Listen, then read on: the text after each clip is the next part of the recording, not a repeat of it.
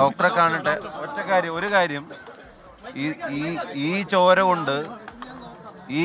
കൊണ്ട് അയ്യപ്പന്റെ സ്വർണം കട്ടതിനെ മറച്ചു പിടിക്കാമെന്ന് CPM-ഉം പോലീസും സർക്കാരും വ്യാമോഹിക്കണ്ട.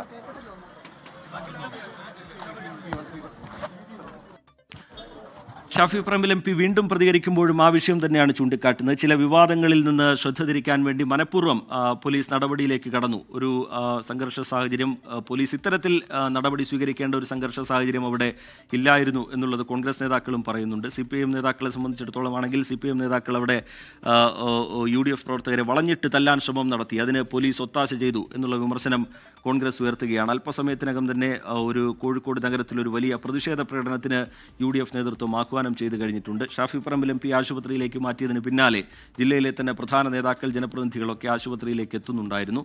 ഇപ്പോൾ അല്പസമയം മുമ്പ് ഷാഫി പറമ്പിലിൻ്റെ ഏറ്റവും പുതിയ പ്രതികരണമാണ് നമ്മൾ കണ്ടത്. അതിലും ഒരു രാഷ്ട്രീയ വിമർശനം ഷാഫി പറമ്പിൽ ഉയർത്തുന്നത്, സ്വർണ്ണപ്പാളി പോലുള്ള വിവാദങ്ങളിൽ സർക്കാർ പ്രതിരോധത്തിൽ നിൽക്കുന്ന സാഹചര്യത്തിൽ അതിൽ നിന്ന് ശ്രദ്ധ തിരിച്ചുവിടാൻ വേണ്ടിയാണ് MP-ക്ക് നേരെ അടക്കം പോലീസിൻ്റെ നടപടി സ്വീകരിക്കുന്ന നിലയിലേക്ക് കാര്യങ്ങൾ പോയത് എന്നാണ്.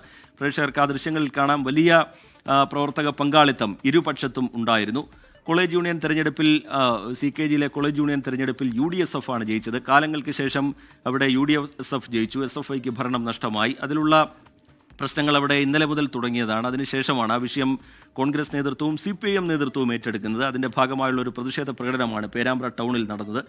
ഇരുപക്ഷവും മുഖാമുഖം എത്തിയതോടുകൂടിയാണ് സംഘർഷത്തിലേക്ക് കാര്യങ്ങൾ പോയത്.